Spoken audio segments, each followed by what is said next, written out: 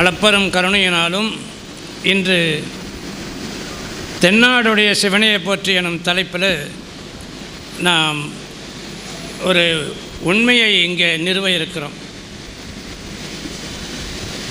தென்னாடுடைய சிவனையை போற்றின்னு மாணிக்க வாசகர் சொன்னது,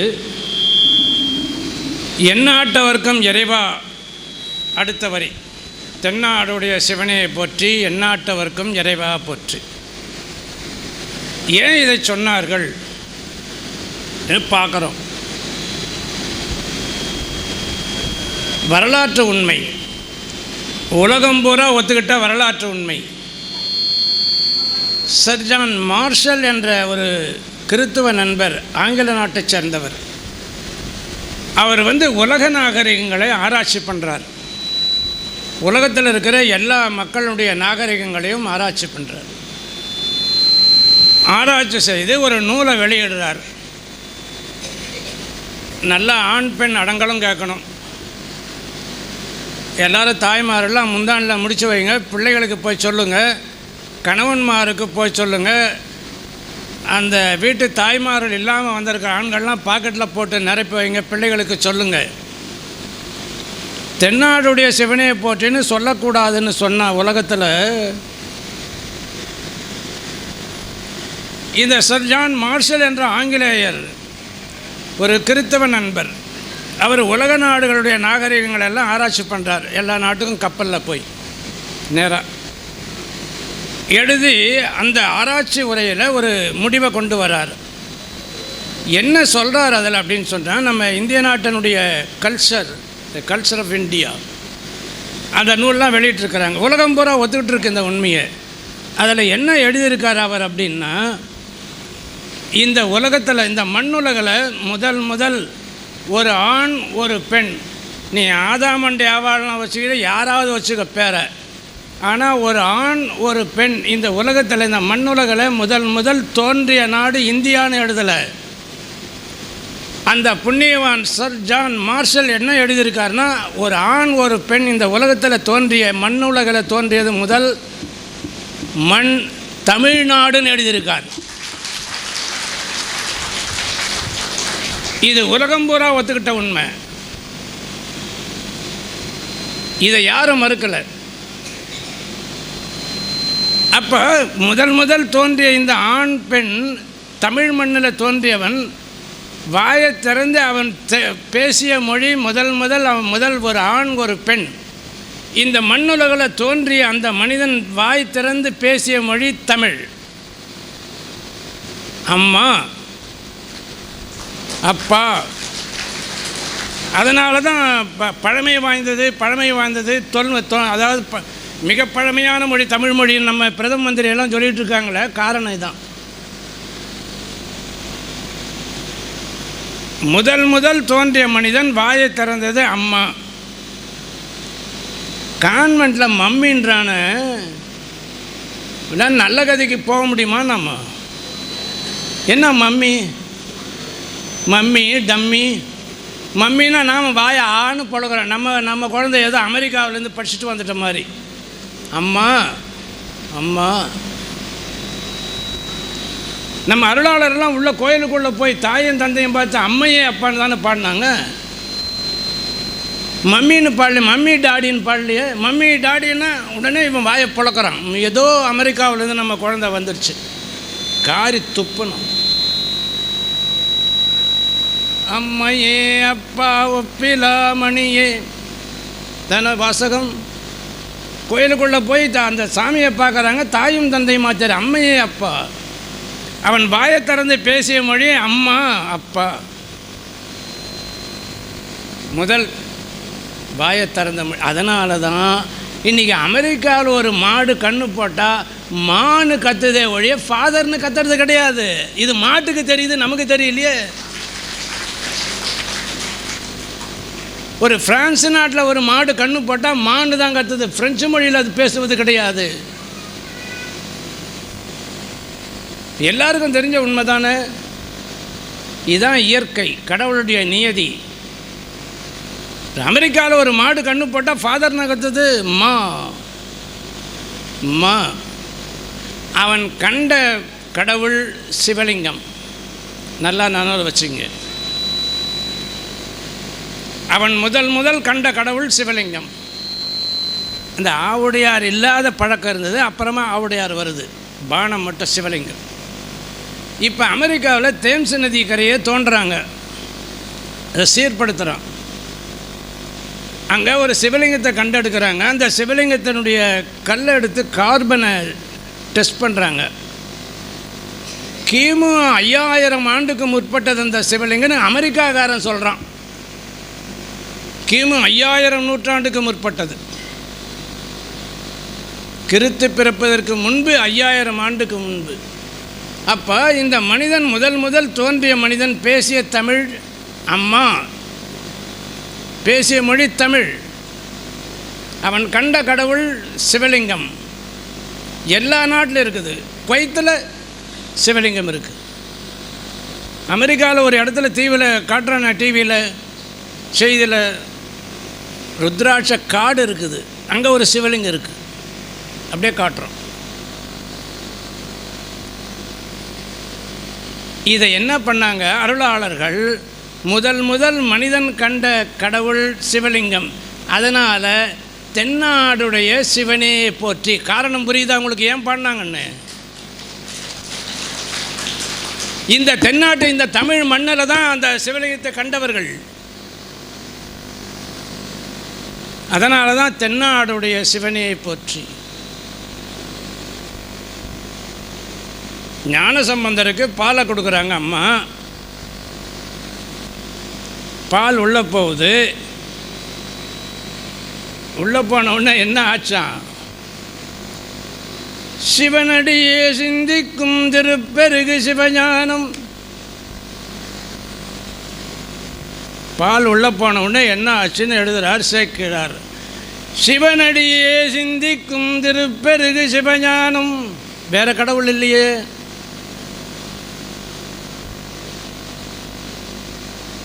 பவமதனை அறமாற்றும் பாங்கினில் ஓங்கிய ஞானம். உவமையிலா கலைஞானம். பாட்டு போவது உணர்வரே மெய்ஞானம் தவமுதல்வர் சம்பந்தர் தாம் உணர்ந்து அந்த போட்டோம். ஆக அவர் முதல்ல அவர் வாயை திறந்து பாடுறாரு. முதல் பாட்டு தோடு உடைய செவியன் சம்பந்தர். அவங்க அப்பா கேட்குறாரு யார் கொடுத்த பாலை குடிச்சுன்னு. உடனே அந்த குழந்தை பாட்டு வெளியே வருது. 3 வயது குழந்தை, எந்த பள்ளிக்கூடமும் போகல. தோடு உடைய செவியன் தமிழ். என் பக்கத்தில் ஒரு நண்பர் வந்து உட்காந்துருந்தார் காலையில். அவர் ஏப்பம் வந்தது, வெங்காய ஸ்மெல் வந்தது. நான் கேட்டேன் வெங்காய வாசனை வருது, வெங்காயம் சாப்பிட்டு வந்தீங்களான்னு. ஆமாம் சார்னார். எதை சாப்பிட்டோமோ அதுதானே ஏப்பமாக வரும். இப்போ அம்மா பால் கொடுத்து உள்ளே போச்சு. பால் போன உடனே அவங்க அப்பா பார்த்துட்டு யார் கொடுத்த பாலடா கொடுத்துன்னு அடிக்க போகிறாரு. அப்போ போன உடனே அந்த குழந்தை என்ன சொல்லுது? தோடு உடைய செவின்னு தமிழில் வெளியே வருது. தமிழ் தானே வெளியே வருது. அப்போ என்ன சாப்பிட்டாரு? பால் சாப்பிட்டாரு. அப்போ பாலில் என்ன கலந்து கொடுத்துருக்கணும்மா? ஒரு நியாயத்தை உங்களுக்கெல்லாம் சொல்கிறேன். 1.5 மணி நேரம் இதுக்கு பேசியிருக்குது, யூடியூப்பில் பார்க்கலாம். கன்றுக்குட்டி பசுமாட்டனுடைய மடியில் பால் குடிக்குது, சர்க்கரை வேண்டாம். அம்மா கிட்ட குழந்தை பால் குடிக்குது, சர்க்கரை வேண்டாம். ஆனால் கறந்துட்டோம்னா காற்றுப்பட்ட உடனே பாலினுடைய தன்மை மாறும். ஒரு உபப்பொருள் சர்க்கரை சேர்க்குறோம். எல்லாருக்கும் புரியுது? இது தமிழ் புரியுது தானே? கறந்துட்டால் காற்றுப்பட்ட உடனே பாலுடைய இயல்பு மாறிவிடும். அதனால் உபப்பொருள் சேர்க்குறோம், சர்க்கரை. அம்மா பாலை கிண்ணத்தில் கறந்து தான் கொடுத்தாங்க. அப்போ அதில் ஏதாவது அவங்க சேர்த்துருக்கணும் இல்லை? அப்போ எதை சேர்த்துருக்கணும்? சாப்பிட்டது தான் ஏப்பமாக வரும். அந்த பாலில் அருந்தமிழ் உணர்வை கலந்து கொடுத்துருக்கணும். அம்மா அருந்தமிழ் உணர்வை கலந்து கொடுத்துருக்கணும். அர்த்தாபத்திய நியாயத்தினால சிவலிங்கம் சிவானந்தம் 2 பேர் வந்தால் சிவலிங்கம் உயரமானவனா, சிவானந்தம் குட்டையானவன் அர்த்தம். இது கூட நம்ம மண்டையில் ஏறலைன்னு சொன்னால் எங்கே கொண்டு போய் வைக்கிறது இவனை? அருந்தமிழ் உணர்வை அம்மா கலந்து கொடுத்துருக்கணும் அதில். அது உள்ளே போன உடனே அவங்க அப்பா கேட்குறாங்க, அது வேறு மொழியில ஆரம்பிச்சிருக்கணும். அது என்ன? அவங்க அப்பா 4 வேத சதுரர், அந்தனர் குலத்தில் பிறந்த குழந்தை. அந்த குழந்தையுடைய வாயில் முதல்ல வெளியே வருகிறது என்ன வருகிறது பாட்டு, தோடு உடைய செவியன். தமிழ். அப்போ அம்மா எதை கலந்து கொடுத்துருக்கணும்? கலந்து அருந்தமிழ் உணர்வை கலந்து கொடுத்துருக்கணும். ஞாபகத்தில் வச்சு. அந்த குழந்தை தோடு எங்கே இருக்கும்? ஐயாவனுடைய சாமியோட இடது காது, இடது பக்கம் அம்மாவுக்கு உரியது. தாய்மார்கள் தோடு போட்டிருப்போம், பெண்களுக்கு உரியது. அந்த பிறந்த குழந்தை, ஒரு குழந்தை பிறந்த உடனே யாரை பார்க்கும்? அம்மாவை பார்க்கும், அப்பாவே பார்க்குது. அந்த மரபு மாறாமல் சுவாமி பாடுறாரு, சம்பந்த சுவாமி. தோடு அம்மா பக்கம் தெரியுது. அர்த்தநாரீஸ்வரர், உமையோரு பாகர். தோடு உடைய செவியன். அதனால தான் தென்னாடுடைய சிவனை போற்றின்னு சொன்னாங்க. அந்த குழந்தை பால் குடித்த உடனே வெளியே வர்றது தமிழ். அவர் பாடியது சிவபெருமானை, வேற எந்த தெய்வத்தையும் பாடலையே. இன்னொரு நிகழ்ச்சிக்கு போவோம்.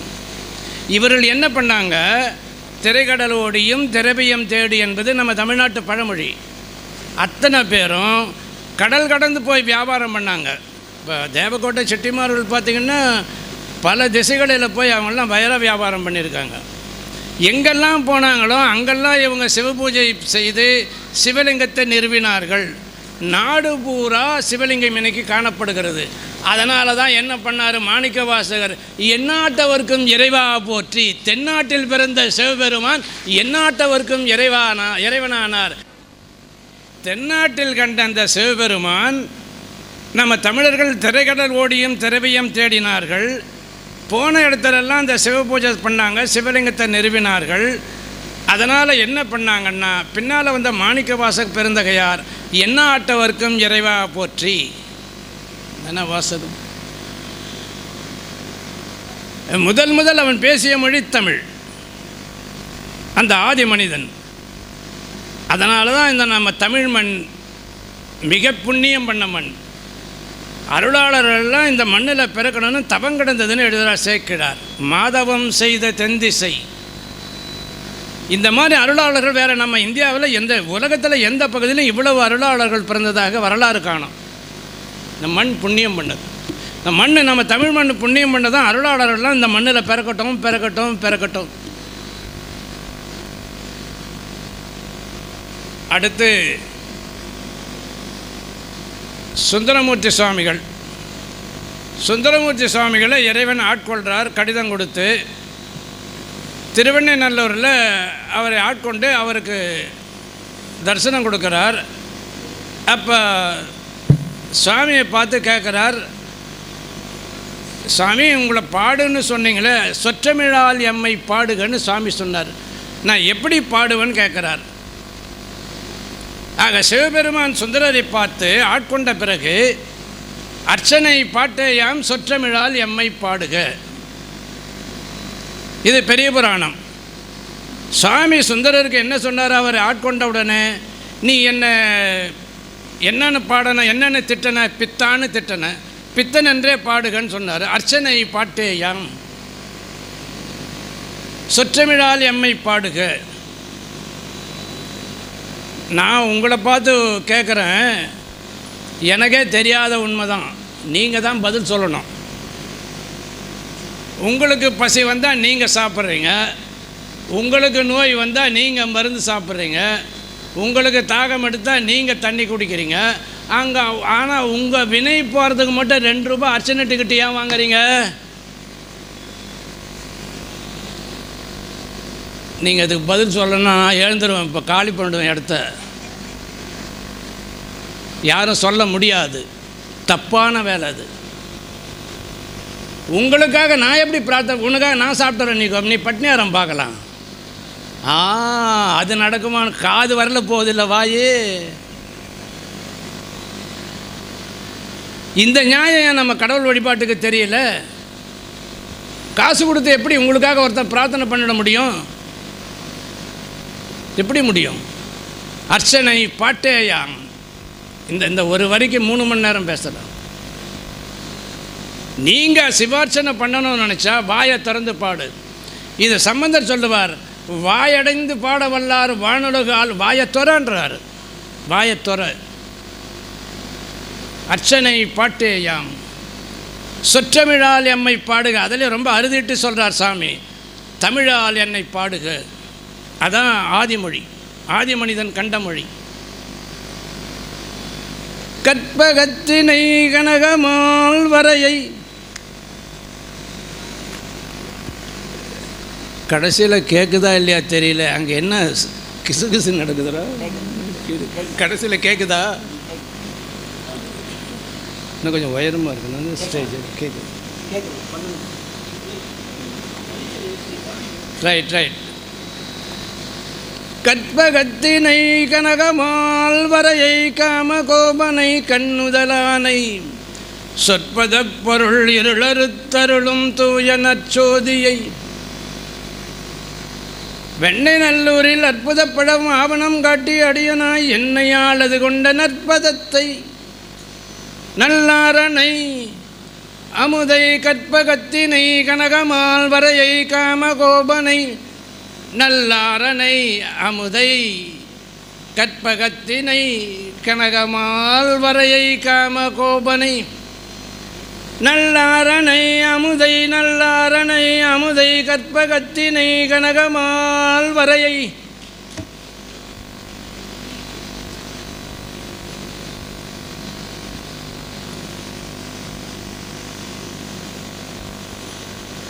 தேனாய் இனிக்குவே காயலாம் கணியன கணிவிக்கும் ஒரு பெரும் கருணை அமுதே எனக்கு கண்கண்ட தெய்வமே கலிகண்ட அற்புத காட்சியே கனகமலையே தாயலாம் அணையவன் தந்தையே ஒரு தனித் தலைவனே நின் பெருமையை சாற்றிட நினைத்திட மதித்திட அறிந்திட சார்கின்றதோறும் அந்தோ வாயலாம் தித்திக்கும் மனமெலாம் தித்திக்கும் என் மன்னியமை அறிவலாம் தித்திக்கும் நின் பெருமையை சாற்றிட நினைத்திட மதித்திட அறிந்திட சார்கின்றதோறும் அந்தோ வாயலாம் தித்திக்கும். எனக்கு அண்டு விட்டு கதையை பேசினாதானே சாமி வாயலாம் தித்திக்கும். வெளிநாட்டில் பிறந்தவங்களுக்கு நம்ம தாய்மார் ஐயோ சொல்லலாமா,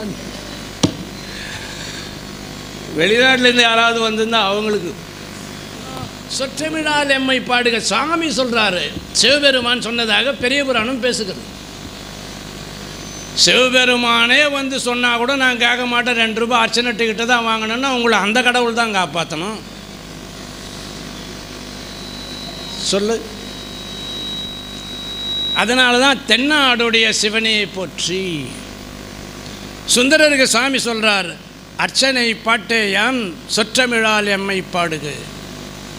வேந்தன் அருளாலே, வேந்தன் சிவபெருமான், கடவுளுடைய கருணையினால் பாடப்பட்டவை தான், அறிவு கொண்டு பாடப்பட்டது கிடையாது. அதனால தான் அந்த திருமுறைகள் என்ன செய்யன்னு சொன்னால், ஆனானப்பட்ட தேவர்கள் அவர்கள் இவங்க கிம்புரர் அவர் தேவாதி தேவர் அப்புறம் இந்திரன் சந்திரன் முனிவர்கள் ரிஷிகள் இவங்கெல்லாம் இறைவனை தேடினார்கள், தவம் இருந்தார்கள்.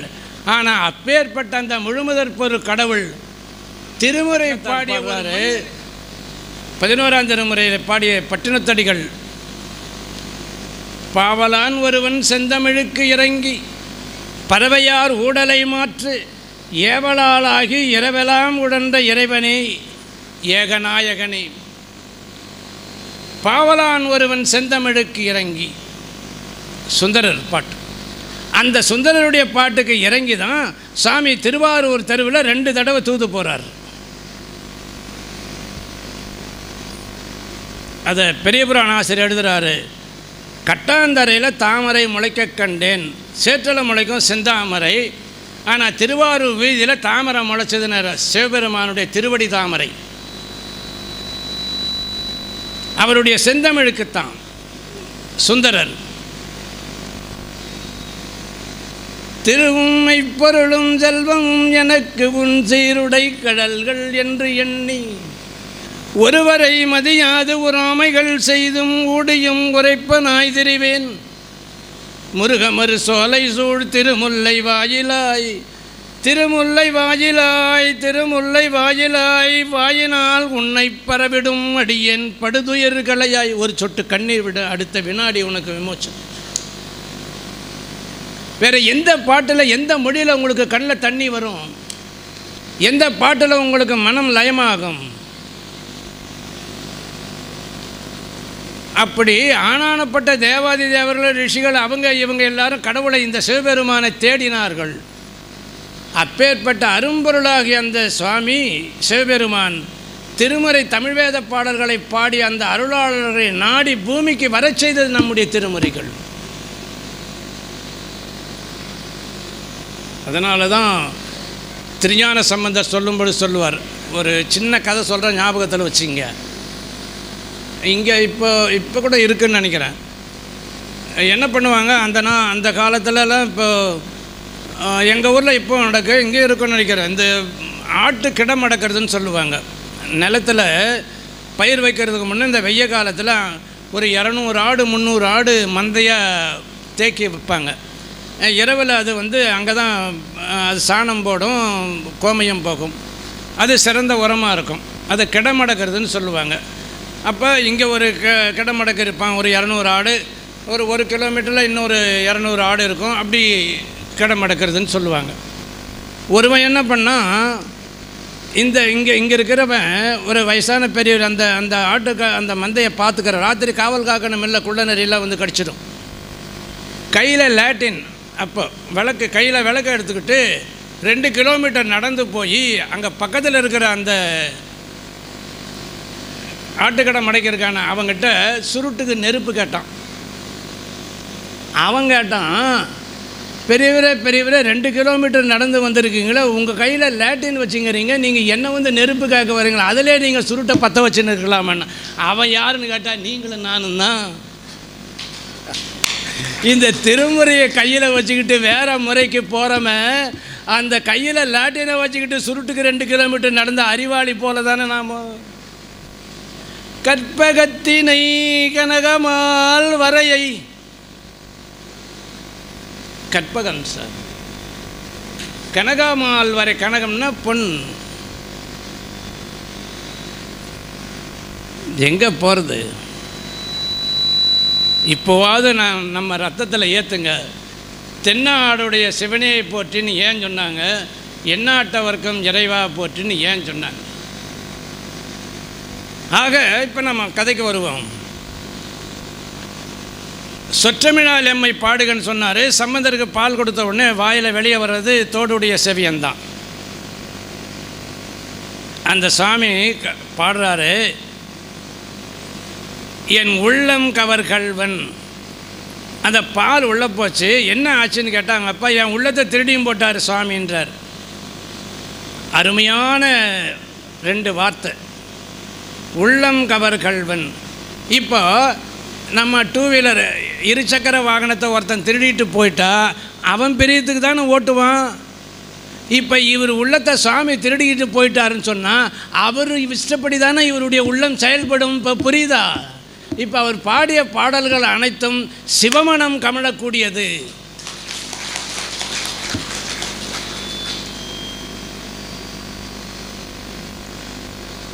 அந்த குழந்தை திருவாடுதுறையில் வழிபாடு பண்ணிகிட்ருக்கு. அவங்க அப்பா வரார், 4 வேத சதுரர், அந்தனர் குலம். அப்போ நான் வேள்வி பண்ணணும், எனக்கு பணம் வேணும்னு கேட்குறாரு அந்த தம்பி. அந்த குழந்தையை பார்த்து, ஞான சம்பந்த குழந்தை. அவர் சொன்னார், என்கிட்ட காலனா கிடையாது, உண்மையான துறவி அவர், கோடி கோடியாக சம்பாதனை பண்ணுறவனா துறவி. அவனுக்கு பேரே வேறு. துறவிங்கிற போர்வையில், அது இந்த மேடையில் நான் சொல்ல வேணாம், நீங்களாகவே கோடிட்ட இடத்தை பூர்த்தி செய்து கொள்ளுங்கள். என்கிட்ட காலனாக கிடையாது, நான் என்ன பண்ணட்டும்னாரு. அவங்க அப்பா நின்னார், நேராக உள்ளே போனார். திருவாடுதுறையில் இடரினும் தளரினும் பதிகம் பாடினார். ஒரு பொன்முடிப்பு, அந்த கோயிலில் கடைசி பலிப்பீடம் ஒன்று இருக்கும் தொலைவு. ஒரு பூதம் கொண்டாந்து 1000 பொற்காசு நடங்கிய ஒரு பொன்முடிப்பை பொத்துன்னு போட்டது. சம்பந்தர் அங்கேருந்து உள்ளே வந்தார். இதை பார்த்துட்டு அதை இப்போ போனீங்கன்னா கூட தெரியும், அந்த பலிப்பீடம் உயரமாக இருக்கும். சம்மந்த குழந்தைங்க அப்போ என்ன ஒரு 3.5 வயசு 4 வயசு இருக்கும். அவர் 8 எடுக்க முடியல. அந்த பலிப்பீடத்து மேலே ஏறி எடுக்கணும்னு போனார். அப்போ அவர் சொன்னார், தமிழ் மனம் வீசுகிறது. அவர் சொன்னது இந்த பலிப்பீடத்தை தூக்குங்கன்னார். உள்ளே தூக்கி பார்த்தா அந்த 3000 பாடல்கள் அடங்கிய நம்ம திருமூலர் எழுதிய 10ஆம் திருமுறை திருமந்திர சுவடு ஓலைச்சுவடி இருக்குது. இப்போ அந்த அந்த அந்த பாடல்கள் தமிழ் மனம் வீசுகிறது என்ற உண்மையை உணர்ந்து சொன்னவர் ஞானசம்பந்தர். அதை வச்சுங்க. இப்போ உனக்கு எனக்கு அது புரியாது. என்ன தமிழ் மனம் வீசுகிறது? இப்போ பண்ணும் பதமேழும் பலவோசை தமிழவையும் விண்ணும் முழுதானான் இடம்பீழி மிடலைய பண்ணாய் பதம் ஏழாய் பலவோசை தமிழவையான் இறைவன் இருக்கிறார் அப்படின்னு சொல்கிறார். இறைவன் தமிழாக இருக்கிறாராம். இறைவன் இப்போ எங்கே இருக்கிறார்? சுவாமி கைலாயத்தில். ஆக தமிழை கொண்டு போய் எங்கே வைக்கிறார்? திருஞான சம்பந்தர் கைலாயத்தினுடைய உச்சியில், இமயமலை உச்சியில் வைக்கிறார். பண்ணும் பதமேழும் பலவோசை தமிழவையும் விண்ணும் முழுதானான் இடம்பீழி மடலைய பண்ணாய் பதம் ஏழாய் சரிகம பதனி. பலவோசை தமிழ் வல்லினம் இடையினம் மெல்லினம் பலவோசை தமிழாய் இறைவன் இருக்கிறார். இதுக்கு பின்னால் வந்த சுந்தரமூர்த்தி சுவாமிகள் பன்னுளீராய் பாட்டுமானீர் நேர்பட எழுதினார். பன்னிறைந்த பாடல்களாய் இறைவன் இருக்கிறாராம். அப்போ அங்கே தமிழ் மனம் வீசுன்னு அவர் சொன்னார். இந்த பாடல்கள் 12 திருமுறைக்கும் தமிழ் மனம் வீசும் தன்மை உண்டு. தமிழ்னா சிவம்னு அர்த்தம், சிவம்னா தமிழ்னு அர்த்தம். எங்கே 12 திருமுறைகள் வைக்கப்படுகிறதோ அங்கே சிவமனம் வீசும். அதனால தான் நம்ம மூதாதர் நம்முடைய பின்னால் வந்த கடவுளை கண்டவர்கள் தென்னாடுடைய சிவனே போற்றி. புரியுதா? சிவமனம்னா தமிழ் மனம், தமிழ் மனம்னா சிவமனம். தமிழ் என்ற சொல்லுக்கு சிவம் என்ற பொருளை கொடுக்கிறார் சம்பந்தர். சிவம் என்ற சொல்லுக்கு அன்பு என்ற பொருளை தருகிறவர் திருமூலர். அன்புனா நீங்கள் நானெல்லாம் என்ன நினச்சிட்டு இருக்கிறோம்? பல்ல காட்டுறது ஈன்னு. அது இல்லை. அல் கூட்டல் பு, நான் அல்லாத தன்மை, சுயநலம் இல்லாத தன்மை தான் அன்பு என்பது. நல்லா புரிஞ்சுக்கணும். அன்பு என்ற சொல்லுக்கு அடையாளம் சுயநலம் இல்லாமை. எங்கே சுயநலம் இல்லையோ அங்கே சிவம் விளங்கும். இதுதான் விஷயம். புரிஞ்சுக்கணும். வரகுண தேவரை பற்றி 11ஆம் திருமுறையில் பட்டினத்தார் பாடும்பொழுது சொல்கிறார். அவர் வரகுண தேவர் என்ன பண்ணார் அப்படின்னு எழுதுகிறார். அது பெரிய விஷயம். அதை சொல்கிறதுக்கு அது 1 மணி நேரம் ஆகும். அவர் படுத்துட்டு இருந்தாராம் வரகுண தேவர், மிகப்பெரிய சிவத்தொண்டர். இப்போ குள்ளநரி தான் கத்துது. அவர் பாடுறாரு. அந்த குள்ளநரி பாடுறதை கேட்ட உடனே அந்த நரிகள் பாடுற ஊழையை கேட்டு அரணை பாடுனு என்று படாம்பல் அளித்தும் ஓடும் பல்நரி ஊழை கேட்டு அரணை பாடினு என்று படாம்பல் அளித்தும். உடனே ஆளை கூப்பிட்டா ராத்திரி, டேடே அந்த அந்த அந்த அந்த குள்ளநரிகள்லாம் சாமியோட அது ஊன்னு கத்துது, இவருக்கு சிவம் சிவம்னு கேட்குது. அதெல்லாம் குளிரில் வாடும், போய் படாம் போத்துங்கடா. சாமியோட பேரை சொன்ன படாம் போத்து, போர்வை போத்து. அது அப்படியே போகுது. கடைசியில் என்ன பண்ணுறாரு, அவனுடைய மந்திரி பக்கத்து நாட்டுக்கு போய் வெற்றி பெற்று, அந்த காலத்தில் அந்த நாட்டு அரசன் வெற்றி பெற்ற அந்த நாட்டு அரசனுடைய மகளை இந்த நாட்டு அரசனை கொண்டாந்து திருமணம் பண்ணி வைப்பாங்க ஒற்றுமைக்காக. அந்த நாட்டில் இருக்க அந்த அரசனுடைய மகளை கொண்டாந்து நிறுத்துகிறான். நாங்கள் வெற்றி பெற்றோம், அந்த நாட்டு மகளை நீங்கள் திருமணம் பண்ணி கொள்ளுங்கன்னு. அவன் ஏற இறங்க பார்க்குறான். பார்த்த உடனே அந்த பொண்ணு ரொம்ப அழகாக இருக்குது. நேராக கையை பிடிச்சான். மூலத்தானத்துக்கு போனோம். திருவடி மருதவர், சாமி என் வேலை என்னான்னு உங்களுக்கு தெரியும். எனக்கு எதெல்லாம் பிடிக்குமோ அதெல்லாம் நான் உங்களுக்கு கொடுத்துருவேன். விரும்பின கொடுக்கை பரம்பரருக்கு, பரம்பரன்னா சுவாமி, விரும்பின கொடுக்கை பரம்பரருக்கு என்று புரிகுழல் தேவியை, புரிகுழல்னா சுருளாக இருக்குமா, புரிகுழல் தேவியை பரிவுடன் கொடுத்த பெரிய அன்பு. அந்த அந்த அன்புன்ற வார்த்தைக்கு தான் இதை சொல்ல வர. விரும்பின கொடுக்கை, நாம் என்ன பண்ணுறோம்? இப்போ வரகுண தேவருக்கு கைலாயத்தை கீழே கொண்டாந்தார் சுவாமி, ஏன் நமக்கு கொண்டாடல? கொண்டாட முடியல. இதை நானும் நண்பர்களிடம் சொல்லுவேன், உங்களுக்கு ஞாபகப்படுத்துகிறேன். ஜவ்வாது மலையில் சும்மா ஞாயிற்றுக்கிழமை போனோம். அங்கே ஒரு ரூபாய்க்கு 10 சாத்துக்குடி கொடுத்தான். எல்லாம் ஒரு மூட்டை வாங்கி அடுக்கணும், டிக்கில் போட்டான். ஒருத்த மட்டும் மடியில் வச்சுன்னு திட்டுக்கிட்டே வந்தான். அவன் சொன்னான், ஐயையே இது உப்பு சப்பே இல்லாமல் இருக்குது சார், வீட்டுக்கு போனால் நம்ம வீட்டம்மாலாம் சும்மா விட மாட்டாங்க, இதை கீழே கொட்டிடலாமாண்ணா. ஒருத்தன் சொன்னான், கீழே கொட்ட வேணாம், அங்கே பிரம்மபுரீஸ்வரர் கோயில் இருக்குது, இது நமக்கு உதவாதனால அங்கே கொடுத்துட்டு அவன் பிரசாதம் போட்டுக்குவான் அப்படின்றான்.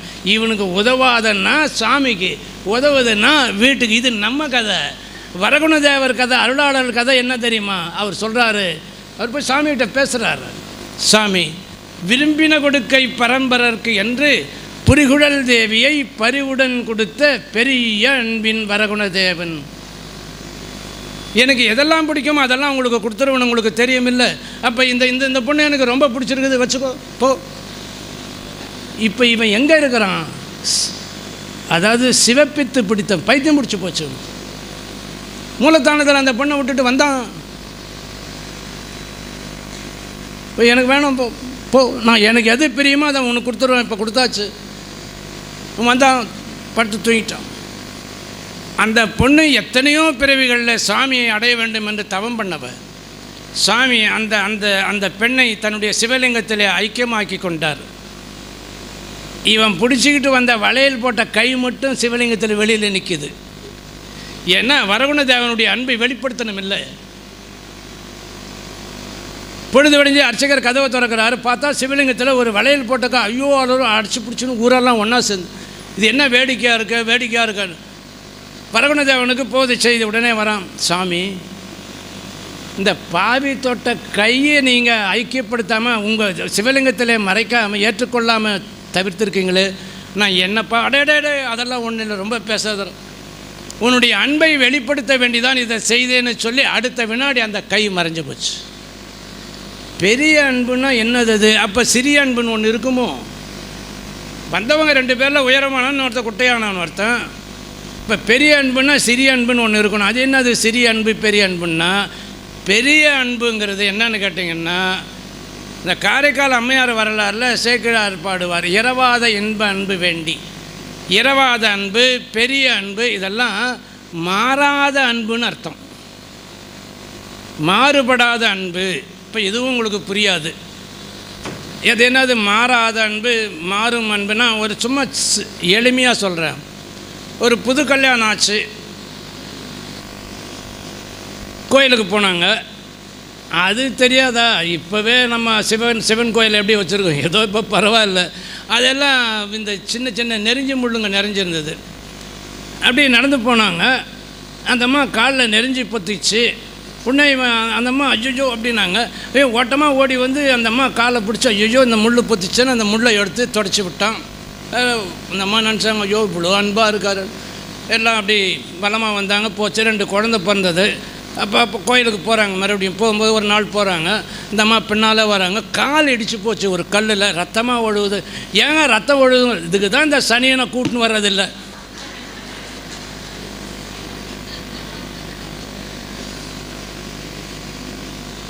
இவனை எங்கே கொண்டு போய் சேர்க்கறது? ஒரு முள் பொத்தப்ப ஓட்டமாக ஓடி எடுத்தவன் இப்போ வந்து இதுக்கு தான் ரத்தம் ஒழுகுது, இந்த சனியனை நான் கூட கூட்டு வர்றதில்லைன்றாங்க. இப்போ புரிஞ்சு போச்சு அவங்களுக்கு பெரிய அன்புன்னா எது, சிறிய அன்புன்னா எதுன்னு.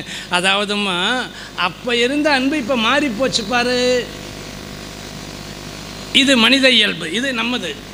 ஆனால் வரகுண தேவர் போன்றவர்கள், காரைக்கால் அம்மையார் போன்றவர்கள் என்ன வந்தாலும், எந்நிலையிலும் எந்த ஏதவத்தை பட்டாலும் முத்தர் மனம் இருக்கும் மோனத்தை என்பது போல எந்த நிலையிலுமே மாறாத அன்பு தான் இந்த வரகுண தேவர் சொல்கிற பெரிய அன்பு. புரிஞ்சு போச்சா? இப்போ நம்ம கதைக்கு வருவோம். இவர் என்ன சொல்கிறாரு? திருமூலர் அன்புன்னு சொன்னார், சிவபெருமானுக்கு விளக்கம். நம்ம திருஞான சம்பந்தர் என்ன சொன்னார்? தமிழ்னு சொன்னார். இறைவன் தமிழாக இருக்கிறார். பண்ணும் பதமேழும் பலவோசி தமிழவையும் விண்ணும் முழுதானான் இடம்பீழி மிடல். இறைவன் தமிழாக இருக்கிறான் சொன்னார். அதான் தமிழ் மனம் வீசுகிறது, சிவமணம் கமழும். எந்த வீட்டில் எந்த இடத்துல பன்னிரு திருமுறை இருக்கிறதோ சொற்கோயில் கொண்ட நாதர் அவர். மற்றதெல்லாம் கற்கோயில் கொண்டவை. இதை மறந்துடக்கூடாது. இது சொற்கோயில் கொண்ட நாதர். அபிஷேகம் பண்ணவனா ஒன்று வேணும், வீட்டில் போய் 2 பத்திரம் புஷ்பத்தை போடு, தழையை போடு, நீ சாப்பிட்றத நிவேத்தியம் காட்டு, 2 திருமுறை பாட்டை சொல்லு, சாப்பிடு. தோன்றா துணையாக இருக்கார், கவலைப்பட வேணாம். இந்த தமிழ் வேத பாடல்கள் என்ன பண்ணது? எலும்பை பெண்ணாக்கியது. இதுவரையில் இந்த உலகத்தில் யாரும் ஒரு பாட்டு பாடி அல்லது ஒரு பதிகம் சொல்லி எலும்பை பெண்ணாக்கியதாக வரலாறு கிடையாது. ஆனால் அதை செய்து காட்டியவர் திருஞான சம்பந்தர். நம்முடைய தமிழ் வேதம் என்கின்ற திருமுறை பாடல்கள் தான் அது. கபாலீஸ்வரர் கோயிலில் சென்னையில் 8 வயசில் பூம்பாவென்ற பெண்ணு பூவெடுக்க போனால் பாம்பு கடித்து இறந்து போனால், அது சிவனேசன் அவங்க அப்பா பேர். அந்த எலும்பெல்லாம் என்ன பண்ணால் எரிச்சு எலும்பை ஒரு குடத்தில் போட்டு இது சம்பந்தர்னு வர்ணத்தை கொண்டு வந்து, அது சம்பந்தருக்கு தான் இதை வைக்கணும், இதை கட்டிக்கணும்னு சொல்லி அப்படியே வச்சு வைக்கிறான். 5 ஆண்டு பொறுத்து அந்த பக்கமாக வராரு.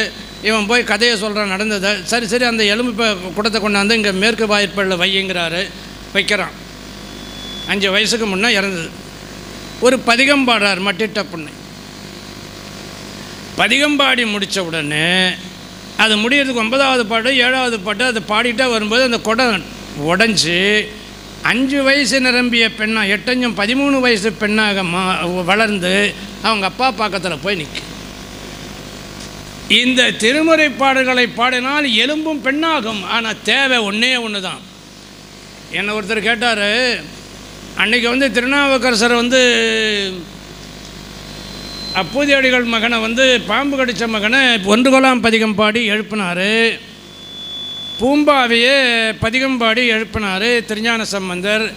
இப்போ நாம் அதை பாடி எழுப்ப முடியுமா? தாராளமாக எழுப்பலாம். என்ன கூட ஒருத்தர் கேட்டார், நீங்கள் சும்மா கடவுள்னு சொல்கிறீங்களா, கடவுளை காட்ட முடியுமான்னு. காட்டு வேணாம். எப்படி காட்டுவீங்க? ஏதாவது சொல்லுங்கள் பார்க்கலாம். உனக்கு உயிர் இருக்குதாண்ணா? இருக்குதுன்னாரு. உயிரை காட்டு. பேசுவானா? அப்புறம் உன் உயிரை காட்டு, நான் கடவுளை காட்டுறேன். இந்த வித்தையை தான் நம்மால் செய்கிறார். திருநாவுக்கரசர் ஒரு அருமையான பாட்டை சொல்கிறார். இப்போவும் நீங்களும் நானும் அந்த 1 குலாம் பதிகமோ அல்லது இந்த மட்டிட்ட புண்ணையும் இந்த பதிகத்தையும் பாடினால் எலும்பை பெண்ணாக்கலாம், இறந்த அறை எழுப்பலாம், நோய் தீர்க்கலாம். இதோ நம்ம இந்த ஊருக்கு பக்கத்தில் திருப்பாச்சலாச்சிராமம் கொல்லிமலைவனுடைய மகளை கொண்டாந்து மூலத்தானத்தில் போட்டிருக்கிறான். சம்பந்த குழந்தை வருகிறது.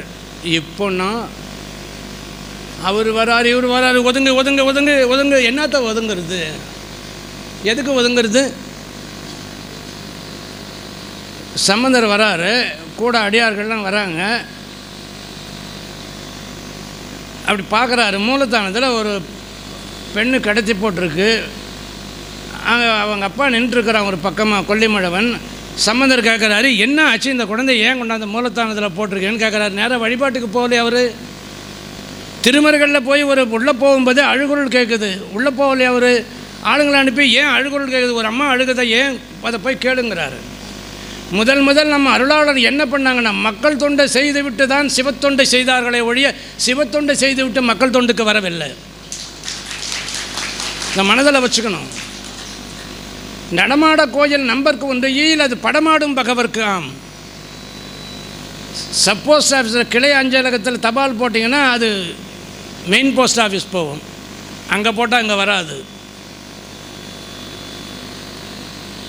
ஒருத்தன் கேட்டான், நம்ம இதில் சிவாலயத்தில் திருமாலை வச்சுருக்குறோம், ஆனால் பெருமாள் கோயிலெல்லாம் சிவலிங்கத்தை வைக்கிறது இல்லையான்னு. என்ன கேள்வி? அண்டாவில் குண்டாவை போடலாம், குண்டாவில் அண்டாவை போடுவியா? புரியலையா உங்களுக்கு? சிவன் கோயிலில் பரிவார தேவதைகளை பிறவாதவர், இவர் பிறப்பு இறப்பு இல்லாதவர். அண்டா இதில் குண்டாவாக இருக்கிற போடலாம், குண்டாவில் அண்டாவை போடணும். இவர் இருக்கிற ஒரு கலெக்டர் இருக்கிற இடத்துல தாசில்தார், ரெவன்யூ இன்ஸ்பெக்டர் எல்லாரும் இருப்பான். ஆனால் ஒரு ரெவன்யூ இன்ஸ்பெக்டர் இருக்கிற இடத்துல ஏன் கலெக்டர் இல்லைன்னு கேட்குற கேள்வி நீங்கள் கேட்குற கேள்வி புரிஞ்சுதா? இப்போது இவர் முழுமுதற் பொருளாக இருக்கிற இவர் தான் எல்லாத்துக்கும் அதிபதி. அதனால் அதில் பெருமாளை வைக்கலாம். அவங்கெல்லாம் பரிவாரத்தில் இருக்கக்கூடியவர்கள், இவருடைய ஏவலை செய்யக்கூடியவர்கள். புரியுதா? அதை போல தான் திருநாவுக்கரசரை பாடிய பாடல்களை பார்த்து கேட்குறார். அந்த பாடல்களை பாடினா, சம்பந்தர் பாடிய பாடல்களை பாடினா இறந்தார் எழுப்பலாம். திருநாவுக்கரசர் ஒரே ஒரு கண்டிஷன் தான் சொல்கிறார். என்ன சொல்கிறார்னா, ஒன்றும் வேணாம், நமக்கு 2 கையை படிச்சிருக்காரு. ஒன்று தானம் சாப்பிட, இன்னொன்று அசுத்தத்தை நீக்க. 2 காது, 2 கண், 2 மூக்கு, ஆனால் வாய் மட்டும் 1. சாமிக்கு நாம் பொய் சொல்கிறது சம்மதம்னு இருந்தால் அவர் என்ன பண்ணியிருப்பார், இன்னொரு வாய் பின்னால் படைச்சிருப்பார், அது பொய் சொல்லி தொலையிட்டோம். இந்த வாய் உண்மையை சொல்லட்டும், சம்மதம் இல்லை. இதை திருநாவுக்கரசர் லாவகமாக பாடுறாரு. பொய்யஞ்சு வாய்மைகள் பேசி, வாய்மைனா உண்மை, பொய் பேசாத வாயில், உண்மையை மட்டும் பேசுகிற வாயில் இந்த பதிகத்தை பாடினா இந்த வினாடியை நீங்கள் இறந்தாரை எழுப்பலாம்னு சொன்னவர் திருநாவுக்கரசர். அப்புறம் ஏன் நிற்கிறான்? நாம தான் வாயை திறந்தால் மூச்சுக்கு 30 பொய் பேசுகிறோமே. பொய்யஞ்சு வாய்மைகள் பேசி புகழ் புரிந்தார்க்கு இறைவன், என்னுடைய பதிகம் புகழ் புரிதல் பதிகப்பயன் பதிகப்பாராயணம். புகழ் புரிந்தார்க்கு அருள் செய்யும் ஐயஞ்சின் அப்புறத்தான் ஆரூர் அமர்ந்த அம்மான். மிகச் சரியாக பாடினார். இறந்தாரை எழுப்பலாம். எலும்பை பெண்ணாக்கும், பெண்ணை எலும்பாக்கும், இறந்தாரை எழுப்பும், பாம்பு கடித்தவனை எழுப்பும், நோயை போக்கும். கொல்லிமழவனை பார்க்குறார், கொல்லிமழவனுக்கு கொண்டாந்து போட்டிருக்கான். என்னடான்னு கேட்குறாரு. இது தீராத வலிப்பு நோய், எல்லா வைத்தியமும் நான் பார்த்துட்டேன், ஒன்றும் போகலை. அப்படியா? ஒரு பதிகம் பாடுறாரு. பதிகம் பாடி முடித்த உடனே அந்த பொண்ணு எழுந்து போய் அப்பா நோயை போக்கும். மதுரைக்கு வரார். பாண்டிமாதேவி, பாண்டி நாடு சமண சமயத்தில் ஆழ்ந்திருக்கிறது. கூன்பாண்டியன் சமண சமயம் சார்ந்தான். அரசன் அப்படி மக்கள் சட்டம் போட்டால் சிவன் கோயிலுக்கு போகக்கூடாது, திருநீர் வைக்கக்கூடாது. அவன் திருநீர் வச்சவங்களை பார்த்தா பாவம் முட்டு. நான் சட்டத்தை போட்டான். இது நடக்குது. இந்த அம்மா பார்க்குறாங்க என்ன பண்ணலாம் அப்படின்னு. திருஞான சம்பந்தரை பற்றி கேள்விப்படுறாங்க, பார்த்ததில்லை. சரி, திருமறைக்காட்டில் வேதாரண்யத்தில் இப்போ இவர் இருக்கிறாருன்னு கேள்விப்படுறாங்க. ஒரு மந்திரி குலச்சிறையார், அப்படி ஒரு மந்திரி இருந்திருக்கார்.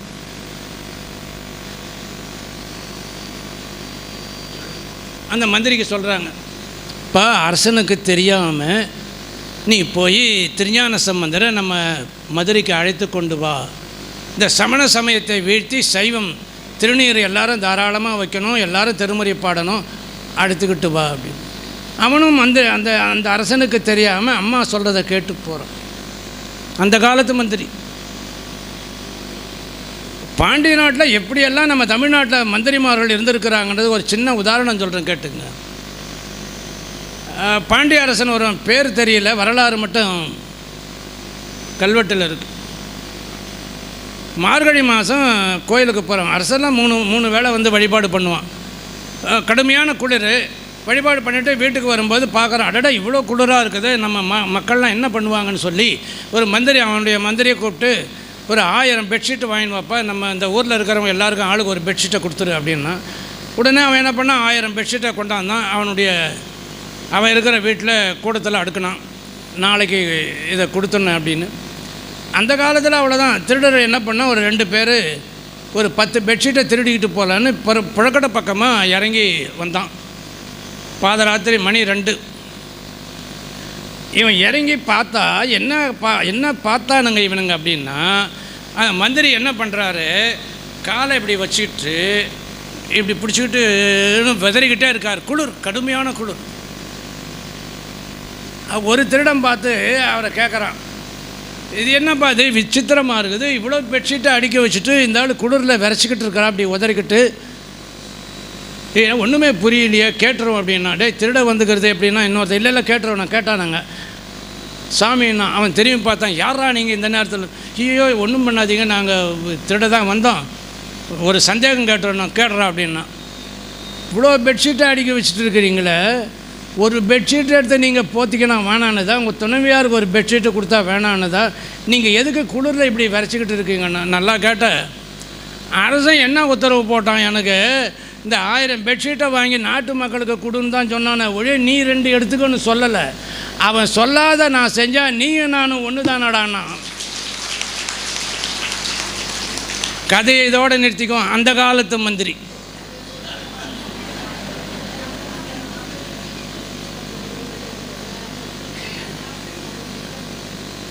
பட்டணத்தார் குபேர சம்பத்தாக வாழ்ந்தவர். அவர் வீட்டு கதவை வெள்ளியில் போட்டிருந்தாராம். அந்த அரசன் எப்போ இரவில் உலா வருவான், பார்த்தா வெள்ளி கதவு. யாரா வேணும் பட்டணத்தார், சரி வருஷம் நாளைக்கணும். அரசே அதில் கை கட்டி, நானே வெள்ளி கதவு போடல, நீ வெள்ளி அரசனை விட அப்போல்லாம் பெருசாக இருக்கக்கூடாது, வெள்ளி கதவை ஏன் போட்டு கட்டுறா. அது வந்தார், வெள்ளி கதவை காட்டினார், தங்கத்தில் கதவு போட்டார். தங்கத்தில் கதவை மாட்டுறான். இது ஒரு வாரத்தில் ஆச்சா, ஒரு வாரம் அது அவன் போகிறான், நைட்டில் வருவான். வந்தான், அதே வீட்டில் தங்க கதவை ரொம்ப கிறுக்கு பிடிச்சவனாக இருப்பான் போல இருக்குது, இவனை வர சொல்கிறான் அப்படின்னாரு. நேராக போனார், கை கட்டி நிற்கணும். ஒரு ஆமாம் உன்னை வெள்ளி கதவை போட வேணான்னு சொன்னால் தங்க அரசரே நீங்கள் வெள்ளியில் கதவு போட வேணாம், நீங்கள் தங்கத்தில் போட வேணான்னு சொல்லலையேன்னு. அவ்வளவு குபேர சம்பத்து வாய்ந்தவர். ஒரு நாள் காதற்ற ஊசியும் கடைவடிக்கு வாராதுகான் அப்படின்னு தெரிஞ்ச உடனே என்ன பண்ணார், அவருடைய அப்பா ஃபைனான்ஸ் மினிஸ்டர், அவருக்கு யார்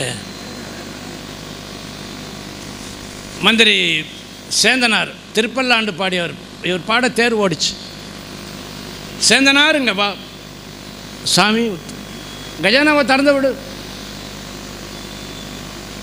5 பைசா எனக்கு வேணான்னு. கௌபீனம் கட்டினார், திறந்து விடுனார். திறந்து விட்டார். எல்லாம் வாரிட்டு போயிட்டாங்க. வந்து நின்னார் பட்டணத்தார்கிட்ட, சாமி எல்லாம் வாரிட்டு போயிட்டாங்க, எனக்கு ஒன்றும் இல்லையே, நீ போய் சிதம்பரத்தில் விறகு வெட்டி கூலி வேலை செஞ்சு பொழைச்சிக்க போ அப்படின்னார். அந்த காலத்து மந்திரி கஜானாவை திறந்து விடுனா மொத்தமே திறந்து விட்டுவிட்டு பைசா கூட எடுக்காத வந்து நிற்கிறாரு பட்டணத்தார் காலடியில். இந்த காலம்னு பேசக்கூடாது, அதோடு நிறுத்திக்கணும் கதை. அந்த காலத்து மந்திரிங்க அப்படி நம்ம தமிழ்நாட்டில் வாழ்ந்துருக்குறாங்க.